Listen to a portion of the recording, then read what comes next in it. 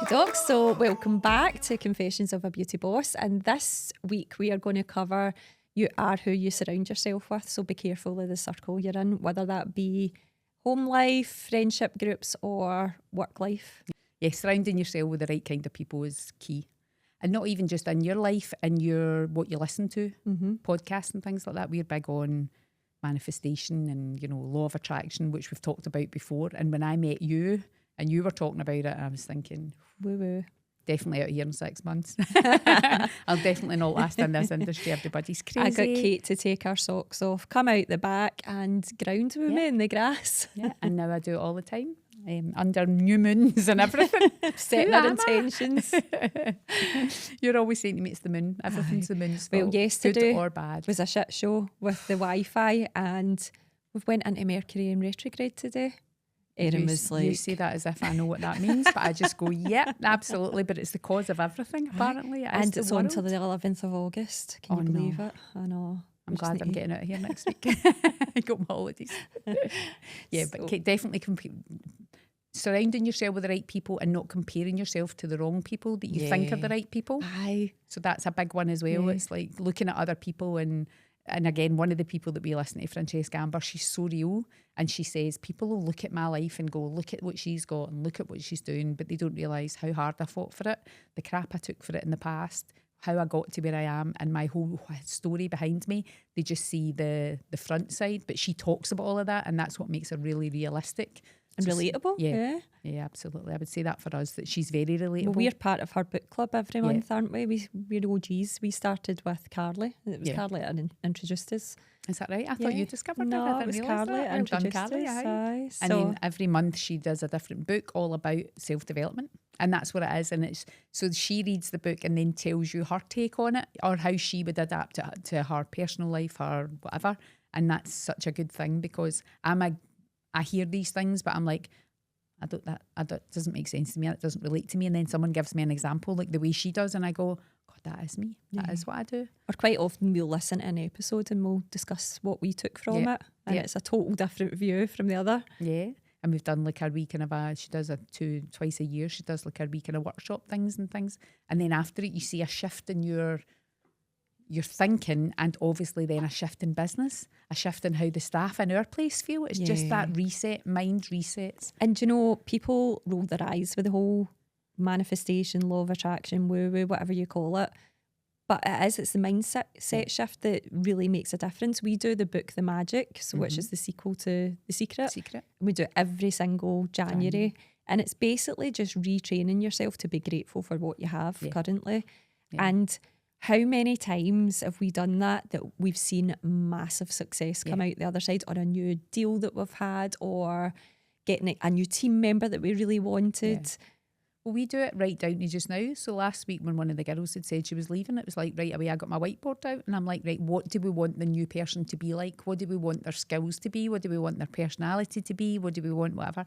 And we walk by it every day and we read it and we just look at it and think, right, that's what we want. And that vibration, the good vibration going out there, it'll come. The person's out there, they're just not there yet. So if you're an amazing hairdresser who's patient, kind, lots of clients and want to come and work for us, drop us a DM.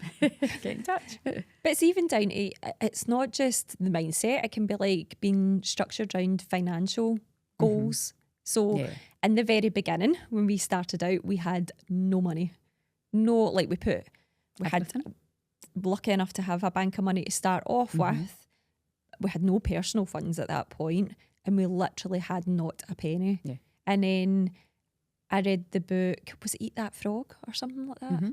And I was like, right, even if we can put £10 a month in a tin. Was it not Denise Duffield? Oh, Getting Rich Lucky Bitch. Get Rich Lucky Bitch. Because you came in with that book and I was like, okay. Yeah.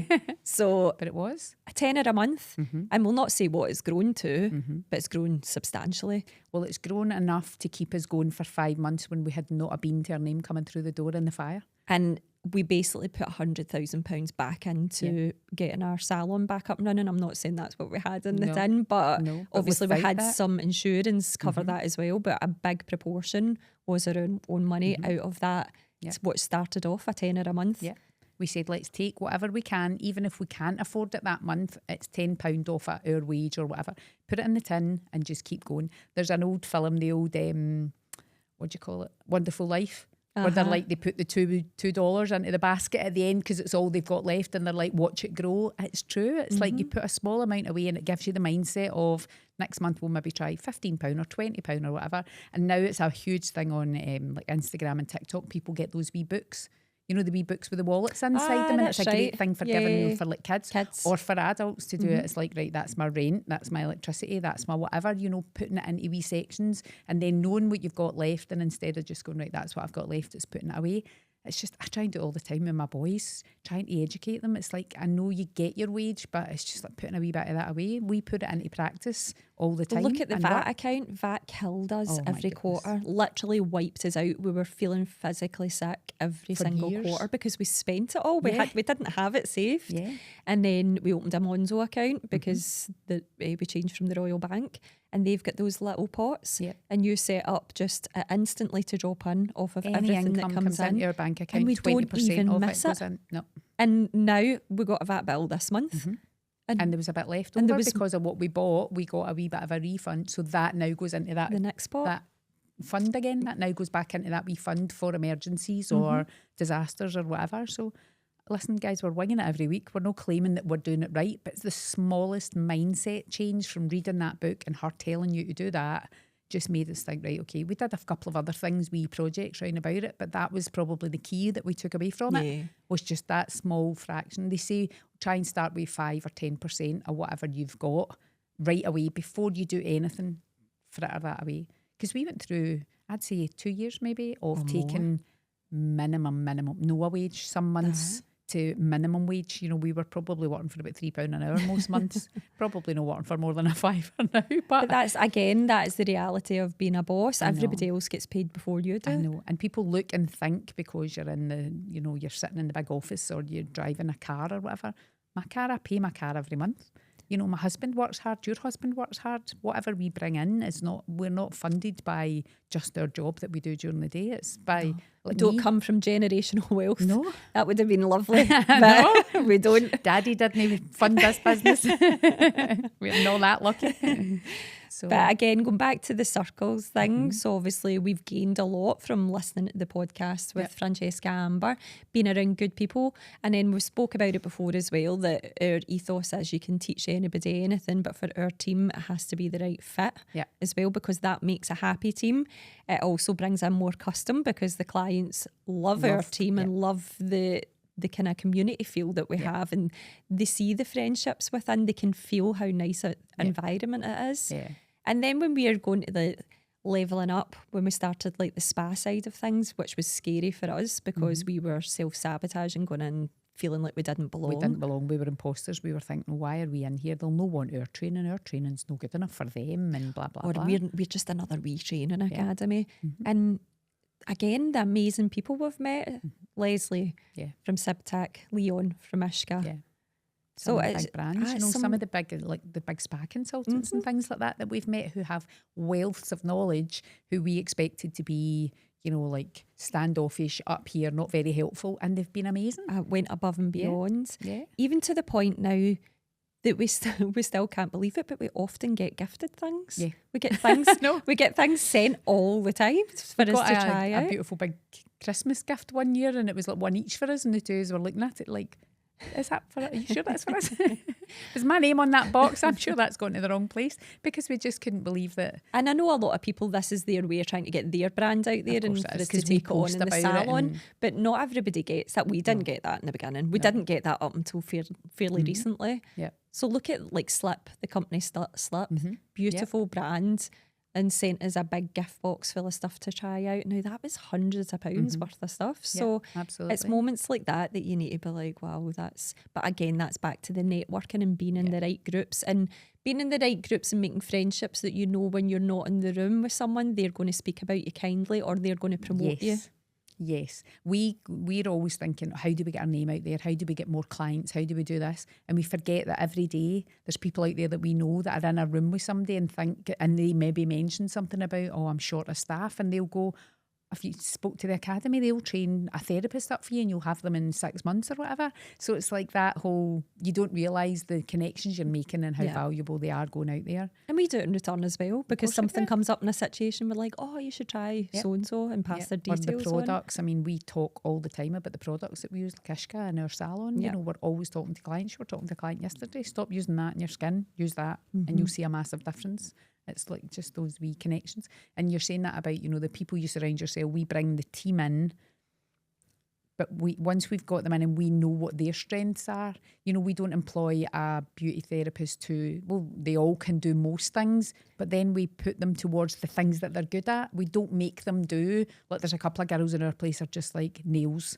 They go to pieces when they see nails, so they do all the other side of it. And we've got girls that are nail techs, so it's that whole playing to their skills and letting them be creative and be the person that they want to be with the passion for the treatments and things that they do. I don't know why more people don't do that, honestly, I don't know because why people force people to do a job they don't want to do, because they'll do a shit job. Aye, and see, the passion's there when they do it, and then they get great results off the back of it, and that then in turn creates rebooks and 100%. great reviews for your business. Obviously there's the odd moment that if there's a bit of white space and a pedicure comes in, they just need to get on with a pedicure if they don't like doing feet, but it doesn't happen that frequently. No, because we get people staying in their book lane in with the person that they've booked in with for that treatment because they love it. I'll always be like that, I think, in our place anyway, in our salon. We've kind of tailored it that way because it makes it easier. And again, you can't give everybody the hours you want, but we've worked round, you know, mums and their childcare and all the rest of it, because then they'll come to work every day because they're getting to work the hours that suit them. Making somebody work Monday to Friday, 9 in the morning till 9 at night, they'll no stay. No. Because they won't have the bandwidth, the energy, that's too much, or it doesn't work out, or their childcare will let them down and they'll not come in or whatever. So it's like trying to adapt. Would you rather have a good key member of staff and working, alter things slightly? And I'm not saying staff can dictate everything, because that's unrealistic as well. No. But there's a balance. Yeah. And we always put out the hours that we need covered at the start. But then if the person comes in and then someone else is like, oh, I could be doing, we're not doing that evening, and that person's like, oh, that suits me better because my husband's in that night, so I'll do that night. So we are fairly flexible. But again, there's boundaries. You have to say no sometimes, because what suits one member of the team can't work around everybody else. So you've got to say no. And then going back to you are who you surround yourself with. So obviously if you're around happy-go-lucky people all the time, you are going to be happy yourself. You're going to have lots of laughs. What is a moment, or I'm not saying call MD out, but say, somebody's can going to you get think of a time? I can think of someone that we've worked with before and she drained the life out of me. A company that we worked with before. I know exactly the company, and it wasn't even draining you she from was a a point narcissist, of view. let's face it. Yeah. And I was going just to like, that. my bullshit radar was like, I just got to the point, I was like, if like we're going to carry on with this brand, you need to deal with her. I cannot put up with her anymore. So we separated that. So we stepped aside. So it was like, I dealt with that person because you obviously were like, but then that would have been a negative relationship then, because every time we were in a room with that person, it was like bickering. Yeah. You know, it was like she would suggest something, you would combat it, vice versa. So it was just like, this is not constructive. And sometimes it was almost as if because she said it, you would go, it's a terrible idea. And it maybe wasn't a terrible idea. So I was like, right, let's take a wee step back. So if I dealt with it, we discussed things and, you know, talked about things, and then I'd come back and go, right, okay, that was a terrible idea, but this one, you come up with this one or whatever. And that's how we worked round about it. So it's, again, if you have people round about you that are good, don't break relationships for the sake of breaking relationships. But this one in particular, a lot of hard work went in from my side personally. Yeah. And she took all the gratification for it. Now, I'm not looking, again, for pats in the backs, but I look for some sort of recognition. This was actually the academy that created this. But 100%. I gave X, Y, and Z input. You didn't create it. So that's where I'm like drawing the line of. And we're all about sharing recognition for things like that. Even if she had put in a fraction, we would have said in every article we wrote. We co-wrote, or we worked with this person on it, or big shout out to them. We're really grateful for what they did in this, but not the other way around. So it's surrounding yourself with people who are not out for themselves. Yeah. But again, I'm always flipping things on the other side. Some people don't realise, and that's a thing where would you call somebody out and say, do you realise you're doing that? I'm not one for doing that. I would probably just be like, I'd probably be like, that wasn't very nice of her, but I wouldn't call her out and say, you did that.